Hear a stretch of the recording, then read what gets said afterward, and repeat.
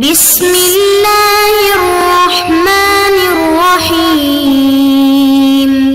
أعوذ بالله من الشيطان اللعين الرجيم. بسم الله الرحمن الرحيم. طلاب کرام، السلام علیکم ورحمۃ اللہ وبرکاتہ. امید ہے آپ سب خیر و عافیت کے ساتھ ہوں گے. فرائض الاصول رسائل حصہ سوم سبق نمبر 39. استصحاب میں اخذ ہونے والے شک کے اعتبار سے استصحاب کی تیسری تقسیم حصہ الف. استصحاب کی بنیادی تقسیمات میں سے یہ آخری تقسیم ہے. استصحاب کے اندر اخذ ہونے والے شک کے اعتبار سے 3 تقسیمات ہوتے ہیں. ان میں سے تیسری تقسیم کے بارے میں آج گفتگو کریں گے.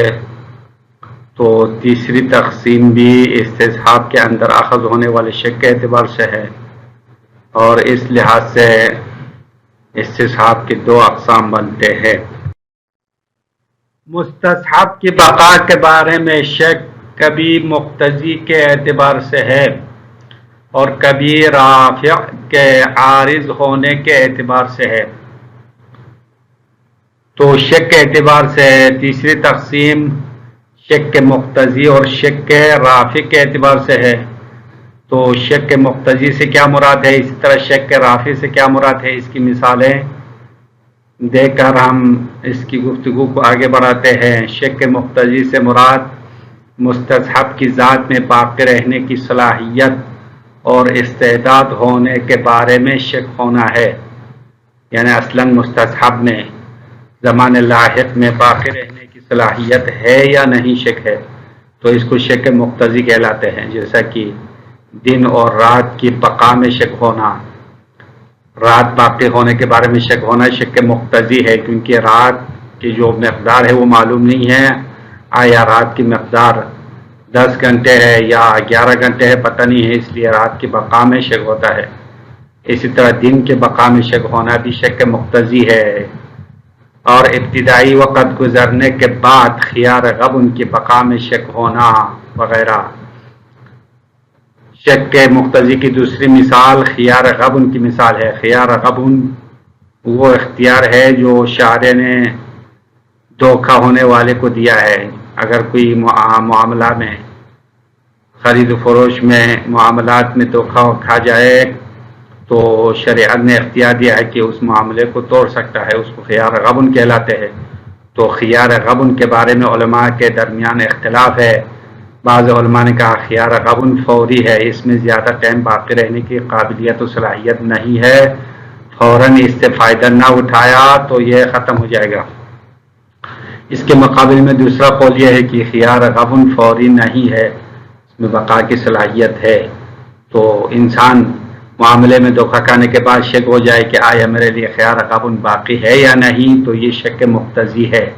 اصلاً خیار غبن میں باقی رہنے کی صلاحیت ہے یا نہیں شک ہوتا ہے. اور شک رافع سے مراد مستصحب کی ذات میں بقا کی قابلیت یقینی ہونے کے بعد اس کو ختم کرنے والی چیز عارض ہونے کے بارے میں شک ہونا ہے. شک مقتضی کے مقابل میں شک رافع ہے. شک رافع کا مطلب یہ ہے کہ مستصحب میں باقی رہنے کی قابلیت ہونے کے بارے میں شک نہیں ہے، وہ تو قابلیت ہے، مستصحب میں بقا کی صلاحیت اور استعداد موجود ہے، لیکن اس کو ختم کرنے والی چیز عارض ہو گئی ہے یا نہیں ہوئی ہے، یہ شک ہے. اس کو شک رافع کہلاتے ہیں. جیسا کہ وضو کی بقا میں شک ہونا شک رافع کی مثال ہے، کیونکہ جب تک حدث سرزد نہ ہو جائے وضو میں بقا کی صلاحیت موجود ہے. وضو کے ذریعے سے جو طہارت حاصل ہوتی ہے اس میں بقا کی صلاحیت ہے. جب تک وضو باطل کرنے والے کوئی حدث سرزد نہ ہو، تو انسان نے صبح وضو کر لیا، 12 بجے اس کو شک ہوتا ہے کہ میرا وضو باقی ہے یا نہیں، تو یہ شک رافع ہے. یعنی وضو باطل کرنے والے کو یہ رافع کوئی معنی پیش آیا یا نہیں آیا یہ شک ہے.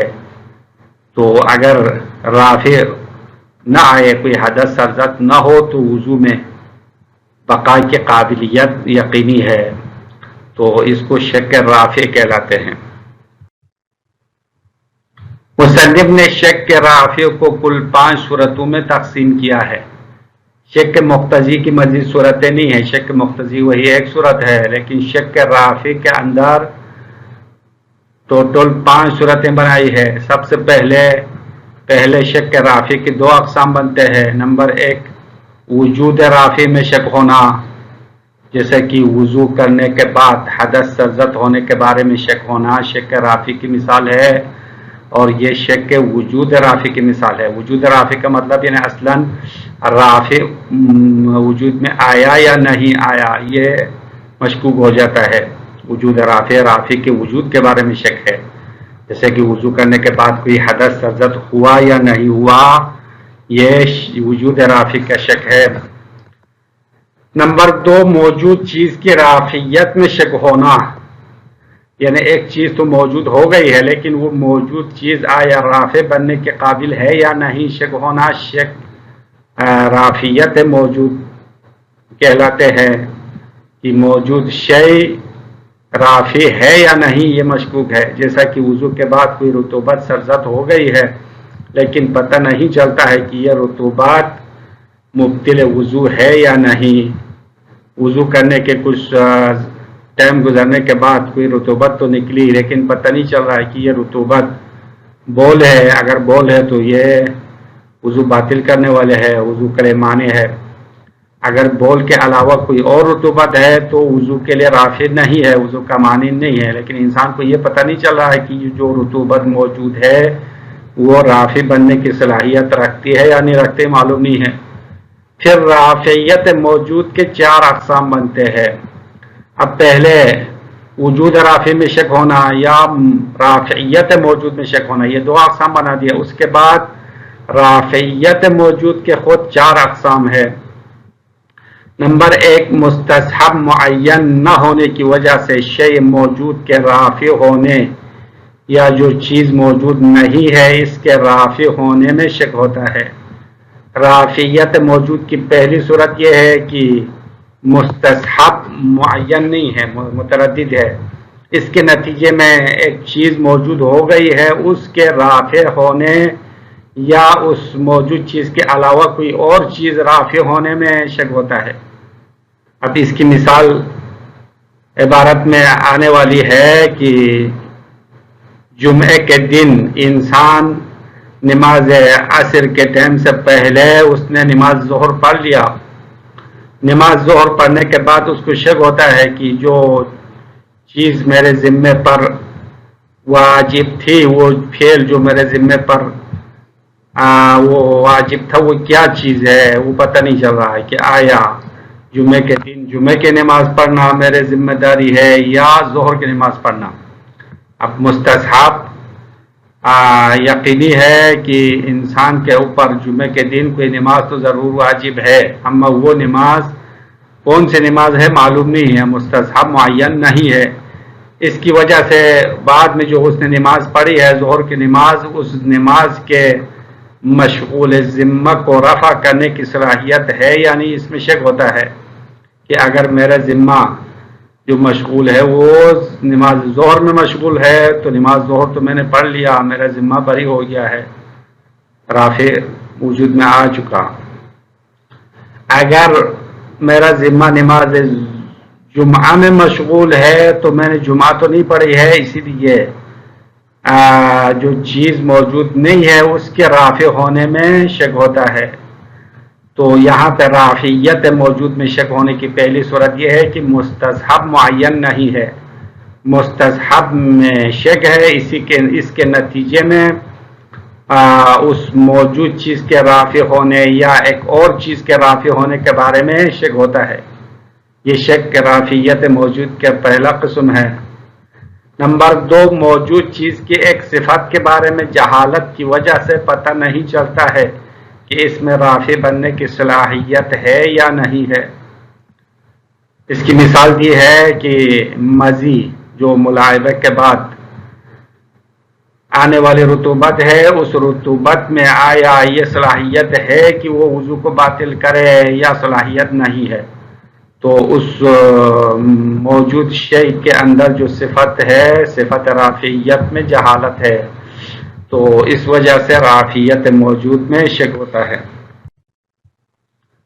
رافعیت موجود کی تیسری صورت یہ ہے موجود چیز کا مفہوم روشن ہے لیکن اس کے مصداق دو چیزوں میں مردد ہونے کی وجہ سے موجود مصداق کے رافعیت میں شک ہوتا ہے۔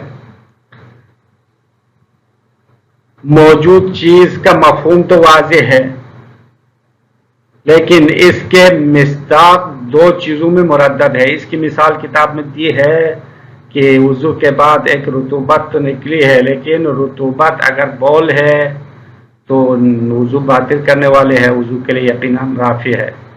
اگر وہ باقی رطوبتوں میں سے کوئی ہے، ودی ہے یا مزی ہے، تو اس صورت میں وہ رافع بننے کی صلاحیت نہیں ہے، لیکن وہ رطوبت دو چیزوں میں متردد ہے، لہذا موجود چیز کے رافع ہونے میں شک ہوتا ہے۔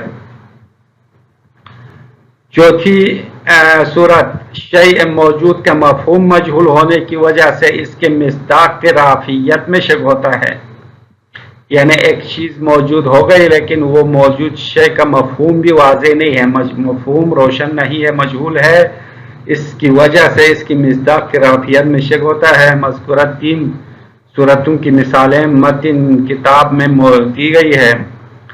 رافعیت موجود کی تین صورتوں کے لیے مصنف نے صاحب کتاب نے مثال دی ہے، فقط آخری صورت کی مثال نہیں دی ہے، یعنی شیء موجود کا مفہوم مجہول ہونے کی مثال صاحب کتاب نے دی ہے۔ اس کی مثال وضو کے بعد اونگ آنے والے شخص کو شک ہوتا ہے کہ اس کا وضو باطل ہوا یا نہیں ہوا۔ وضو کے بعد انسان کے لیے اونگ آئے، اونگ یعنی نیند سے پہلے جو انسان کے لیے نیند کے اثرات ظاہر ہوتے ہیں اس کو اونگ کہتے ہیں، تو وضو کے بعد اس کو اونگ آ گئی ہے تو انسان کو شک ہوتا ہے کہ جو مجھے اونگ آئی ہے آیا اس سے وضو باطل ہوتا ہے یا نہیں ہوتا، کیونکہ یہاں پہ مفہوم نوم واضح نہیں ہے۔ اس شک کی وجہ یہ ہے کہ نوم یعنی نیند کا مفہوم روشن نہیں ہے کہ کس حد تک سونے سے وضو باطل ہوتا ہے۔ نوم وضو کے مبطلات میں سے ایک ہے، وضو باطل کرنے والی چیزوں میں سے ایک تو ضرور ہے، لیکن نوم کی حد مجہول ہے کہ کس حد تک سونے سے وضو باطل ہوتا ہے یہ معلوم نہیں ہے۔ اس وجہ سے جو اس نے وضو کے بعد ایک نیند کے جو ہے ایک اونگ اس کے لیے حاصل ہو گیا تو اس اونگ کے رافعیت کے بارے میں شک ہو گیا، اس کو کہتے ہیں رافعیت موجود۔ رافعیت موجود کی چوتھی صورت ہے۔ الثالث استصحاب میں اخذ ہونے والے شک کے اعتبار سے ہونے والی تیسری تقسیم من حیث ان الشک فی بقاء المستصحب قد یکون من جہت المقتضی، بے شک مستصحب کی بقا میں جو شک ہوتا ہے وہ کبھی مقتضی کی جہت سے ہوتا ہے، تو اس کو شک مقتضی کہلاتے ہیں۔ والمراد به الشک من حیث استعداده وقابلیته فی ذاته للبقاء، مستصحب کی ذات میں بقا کی قابلیت اور استعداد ہونے کی حیثیت سے شک ہونا شک مقتضی ہے۔ شک مقتضی سے مراد مستصحب کی ذات میں بقا کی قابلیت ہونا اور استعداد ہونے کے لحاظ سے شک ہونا ہے۔ کالشک فی بقاء اللیل والنہار، جیسے کہ رات باقی ہونے میں شک ہونا، والنہار دن باقی ہونے کے بارے میں شک ہونا شک مقتضی ہے۔ وخیار الغبن بعد زمان الاول، اور ابتدائی زمان گزرنے کے بعد خیار غبن کے باقی ہونے میں شک ہونا بھی شک مقتضی کی مثال ہے۔ وقد یکون من جہت طروء الرافع، کبھی وہ شک رافع کے عارض ہونے کی وجہ سے ہے، مع القطع باستعداده للبقاء، ساتھ اس لیے کہ مستصحب میں باقی ہونے کی صلاحیت ہونا یقین ہے، مستصحب میں باقی رہنے کی قابلیت ہونا یقینی ہے، لیکن اس کے معنی اور عارض کے بارے میں شک ہونا یہ شک مقتضی نہیں ہے بلکہ یہ شک رافع کہلاتے ہیں۔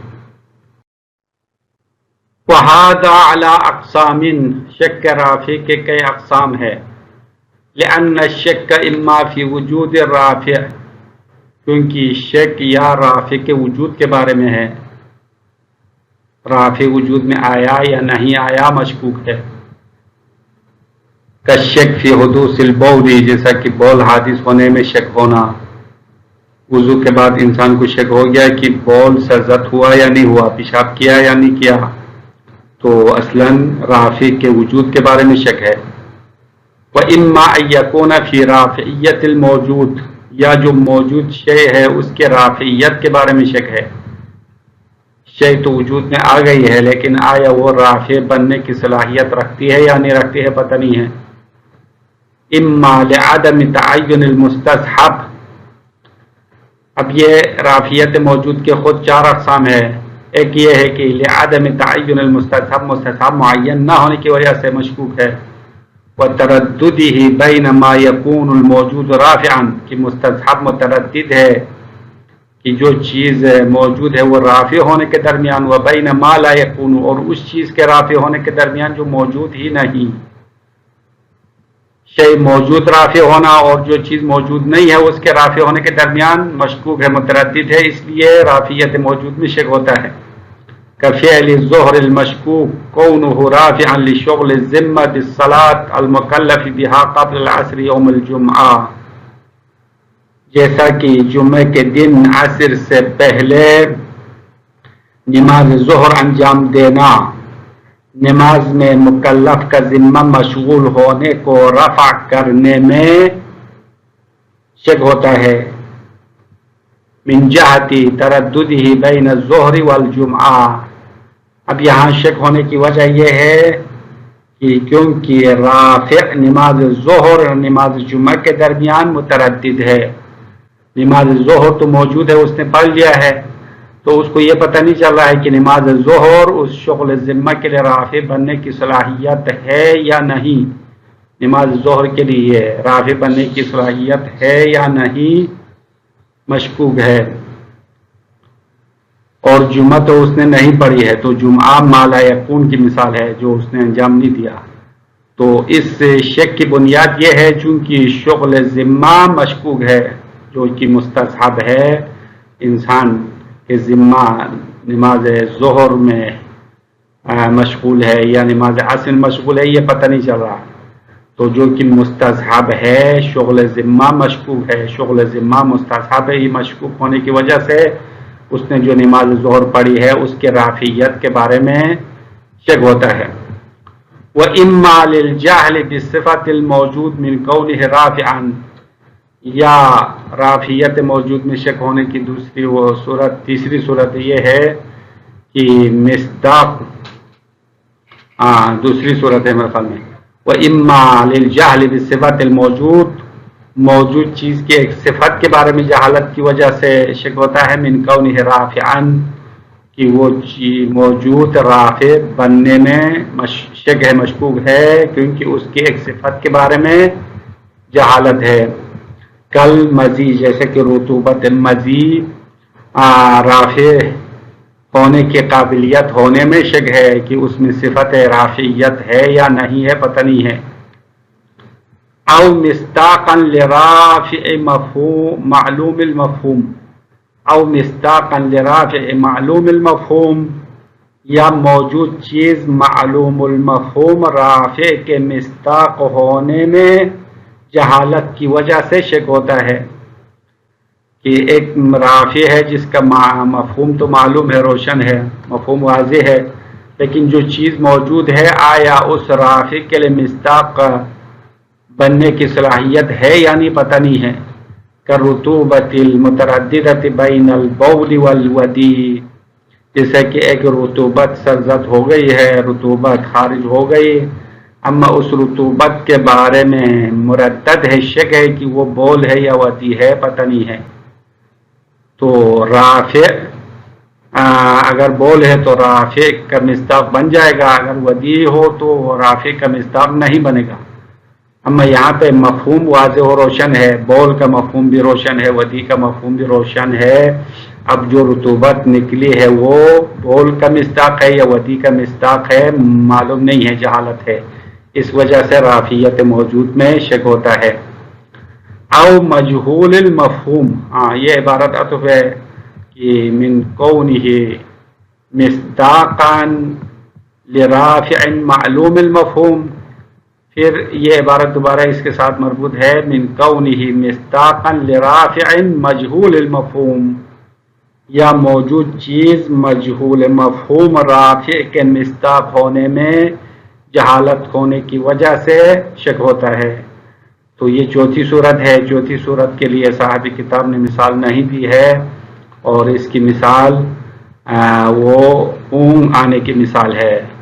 انسان کے لیے وضو کے بعد اونگ آ گئی ہے، تھوڑی سی نیند آ گئی ہے، اب اس نیند کے بارے میں مشکوک ہے کہ آیا اس کے ذریعے سے وضو باطل ہوا یا نہیں ہوا، تو یہاں اس مصداق کے بارے میں جہالت ہے، اور اس مصداق کا جو مفہوم ہے، مفہوم نوم ہے، وہ بھی مشکوک ہے، کیونکہ نوم جس کے ذریعے سے وضو باطل ہونے والا ہے اس کا مفہوم آیا اس کے کان اور آنکھ دونوں بند ہونا ہے یا ان میں سے ایک بند ہونا ہے، یہ معلوم نہیں ہے، مجہول المفہوم ہے۔ اسی وجہ سے جس نیند کے بارے میں وہ شک کرتا ہے کہ آیا وہ وضو باطل کرنے والی ہے یا نہیں، تو اس کی جہالت کی وجہ مجہول المفہوم ہونا ہے، اس رافع کا مفہوم مجہول ہے، اس وجہ سے مصداق کے بارے میں بھی شک ہوتا ہے۔ تو یہ رافعیت موجود کی 4 صورتیں یہاں تک مکمل ہو گئی ہے۔ السلام علیکم ورحمۃ اللہ وبرکاتہ۔